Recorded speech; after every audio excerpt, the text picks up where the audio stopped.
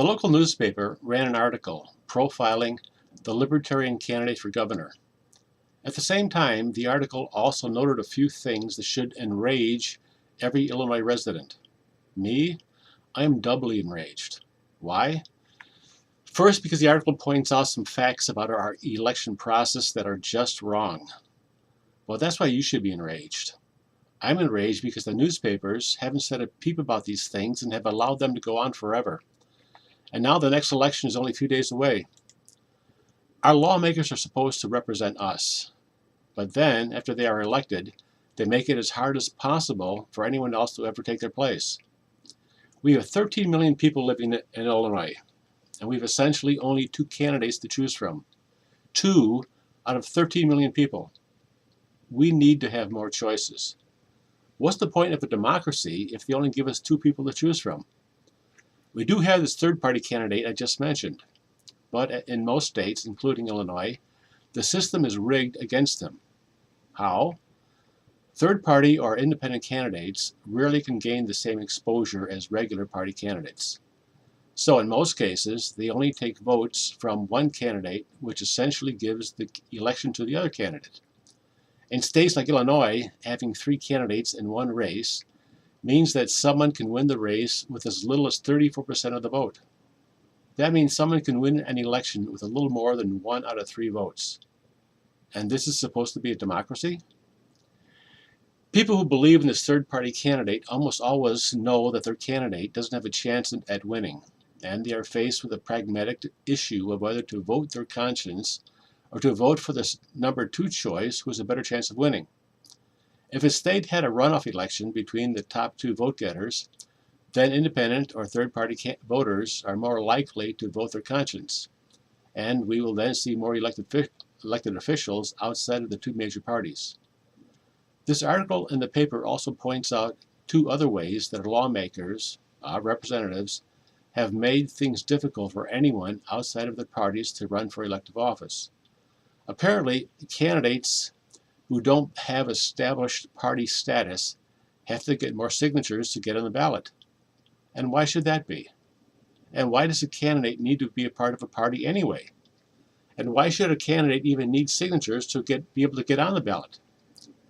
Signatures don't represent people who actually want you to win. They're just people who think you should have the chance to make your case. They're not supporters whose numbers make you a viable candidate. They're just people who believe in the process and whose signature you are able to get at a great cost in time and money. This has no bearing on your qualifications or fitness to run. I considered a run for Congress. The Republican primary had passed, so I would have had to run as an independent. But why should I need to get more signatures than someone who's a Republican or Democrat? I have a full-time job. Trying to collect signatures requires a huge amount of time and does nothing to promote a candidate. The system is set up pretty much so that only the very wealthy or the very connected can run for office. Where's the chance for Mr. Everyman to have a voice and to run to represent his neighbors? This article also points out that candidates from a lesser or no party are limited as to when they can even start raising money or when they can start their campaigns. So how does this help us get the best representation in Springfield or Washington? Now, all these are the reasons why everybody should be angry at our political leaders. They're not out for us, but for themselves. But I'm angry at something else as well. So if the lawmakers make the laws and they make unjust laws, how do we get them changed? Or maybe I should ask, how do ordinary people who have full-time jobs and family responsibilities take on the entire political system and demand change? Whatever else they may do, I believe one indispensable force for change is the newspapers and other news media. I believe they have the responsibility to make the public aware of the issues and then to keep focus on them until those in power address these issues. I believe the newspapers and other media are supposed to be the voice of the average person. But I don't see this, at least not near enough. Is it because newspapers and other media or news media are only supposed to report the news? That can't be the case because half the paper is columns from people expressing their opinions. But if the newspapers and news media don't do this, who will? Change hasn't come yet, and who is in a better position to say and do something about it? The lawmakers make the laws, and they have made laws that benefit and protect themselves first. The system was set up originally so that we can vote them out when they need to be. But they changed the system to make that as difficult as possible. If we can't get our representatives to listen to us, then we need to try to get the newspapers to.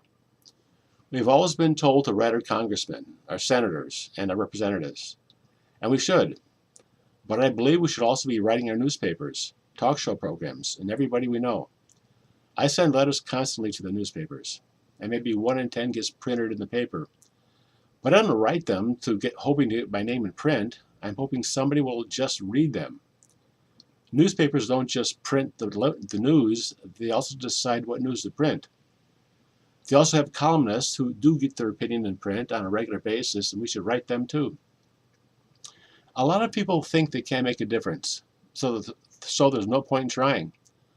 I submit that you never know the difference you're making in the world or in people's lives. I submit that the world is changing, and you are not going to like the changes. If your children's lives were in danger, I believe you would risk your life to save them, even if the chances of doing so were very, very slim.